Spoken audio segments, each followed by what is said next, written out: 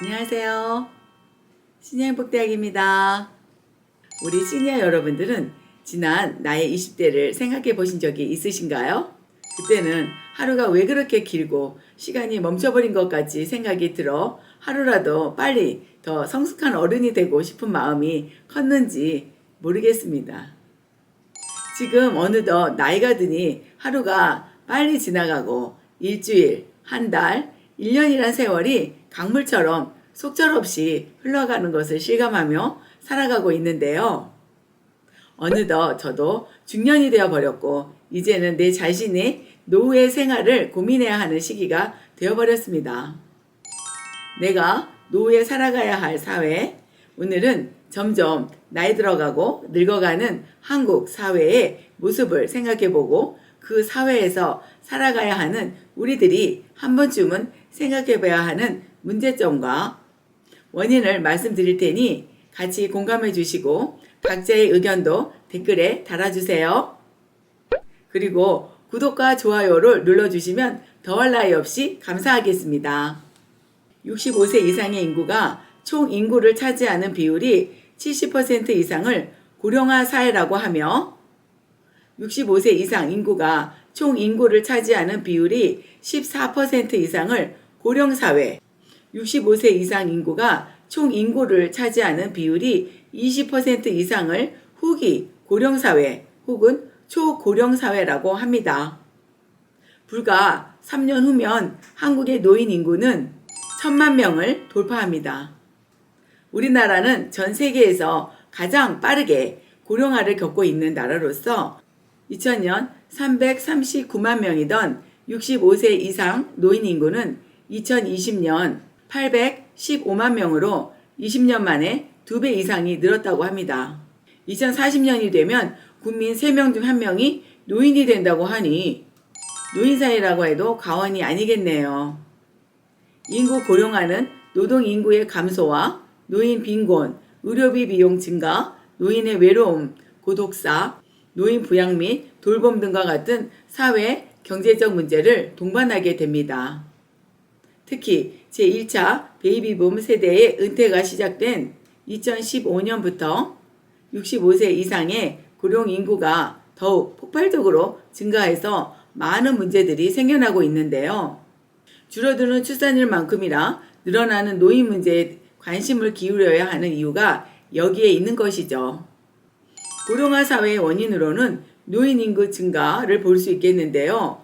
의료기술의 발달과 생활 수준이 향상으로 평균 수명이 길어지고 유소년 인구의 감소는 여성의 사회 진출과 독신 비율 증가, 양육비와 같은 경제적 부담 등으로 출산율 저하로 크게 두 가지 맥락으로 볼 수 있습니다. 그럼 고령화 사회의 문제점을 보면요. 사회적 측면으로는 노동력 산신 및 노후 대비 부족으로 인한 노인 빈곤 문제 발생이 되고요. 노인 부양에 따른 젊은 세대의 재정 부담 증가가 되겠고요. 노인 소외 문제가 발생이 되며 노인 세대의 정치적, 사회적 영향력이 증대되는 반면에 가족 내에서는 노인들이 역할이 상실됨이 보여집니다. 경제적 측면으로 보면 생산 가능 인구의 감소로 인해 노동력 부족이 되며 노인 복지비 증가와 노인 부양에 대한 재정적 부담이 증가되고 실버 산업이 발달하게 될 것입니다. 지역적 측면에서는 청년들이 농촌을 떠나는 현상으로 인해 농촌의 고령화 현상이 심화됨과 농촌의 노동력 부족으로 농촌의 경기가 침체되어 도시와 농촌 간의 경제적 격차가 심화됨을 알 수 있습니다. 노인 인구가 늘어나며 국민연금 등 국가 복지 재정 부담이 늘어나는데 국민건강보험공단의 자료에 고령사회를 대비한 노인 의료비 효율적 관리 방안 연구에 따르면 65세 이상 노인의 1인당 연간 의료비 지출 규모는 2015년 약 350만 원 규모로 노인 인구 구조 변화를 고려할 경우에 2020년에는 459만 원, 2030년에는 760만 원으로 증가될 것으로 예상한다고 합니다.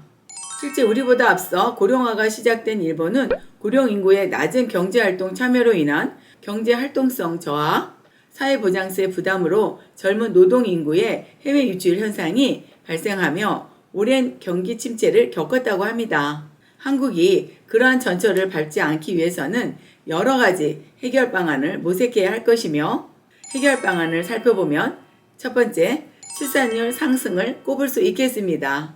고령화 사회의 큰 원인 중 하나인 출산율 저하를 막기 위하여 정부는 강력한 출산 장려 제도를 강구해야 하겠습니다.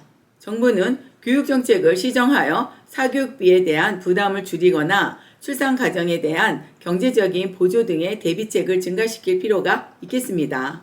또한 결혼이나 출산으로 인한 불이익을 직장에서 받을 수 있다는 사회적 시각도 개편해야 할 것이며, 두 번째로 실버 산업 육성으로는 보다 원활하고 활동적인 노후 보장을 위해 실버 산업이 육성되어야 합니다. 시니어들을 위한 시니어들에게 적합한 산업이 많이 육성되어 실질적인 혜택을 받을 수 있어야 하는데요. 한국의 경우 노인들에 대한 지원 대책이 부족한 시점에서 너무 빠른 속도로 고령사회에 진입하고 있어 개인이 아닌 국가 차원에서의 투자가 활성화된 실버 산업 육성이 필요한 것입니다. 세 번째로 고령자에 대한 고용제도 또한 나이에 관계없이 노인들이 할 수 있는 직종이 있고, 그런 직종은 의무적으로 노인을 고용하도록 법제화해야 합니다. 고령자를 고용하는 기업에게는 세금 감면 등 여러 혜택을 주고, 적정 인원의 노인을 고용하지 않은 기업에게는 과징금을 부과하는 방법 등 불이익을 준다면 노인들의 고용이 좀 더 활성화될 것입니다. 네 번째로 국민연금 개선으로는 말 많고 탈 많은 국민연금을 사회복지 정책으로 확실히 개편해야 할 것인데요. 최소한 평생 동안 열심히 노동을 하며 세금을 내고 연금을 적립한 사람은 그 사회가 노후를 확실히 보장해 주어야 합니다. 다섯 번째로 노인들이 스스로 경험한 것을 활용하여 찾아보면 정년이 없는 노인들 일자리는 여전히 많을 것입니다. 시니어들이 평생 동안 익힌 경험을 사회에 보탬이 되도록 발판을 만들어준다면 노인 스스로도 그것을 소중히 생각하며 나의 경험과 지식을 발휘할 기회와 장소를 찾는 데 노력할 것입니다. 점점 가속화되어가는 고령화 사회를 맞이하여 시니어 여러분들과 청장년, 거기에 국가 정책까지 모두 한마음이 되어 앞으로 맞이해야 할 고령화 사회를 준비하고 지혜롭게 받아들이고 살아나간다면 우리가 걱정하는 것보다 훨씬 나은 만족할 만한 사회를 만들 수 있을 거라 생각합니다. 한 사람의 힘은 미력해도 다 같이 힘을 모으면 큰 힘이 되는 법이니까요. 우리 시니어 여러분들은 앞으로 나아갈 준비 되셨나요? 나이가 들어가도 당당하게 사회에서 대접받고 인정받아 나가며 일할 수 있는 행복한 노후를 우리 함께 체험해 봤으면 좋겠습니다. 영상 끝까지 시청해주신 여러분께 대단히 감사드리며 봄과 여름의 교차점인 환절기에 건강관리에 유의하셔서 건강하고 행복하게 지내세요. 감사합니다. 시니어 행복대학이었습니다.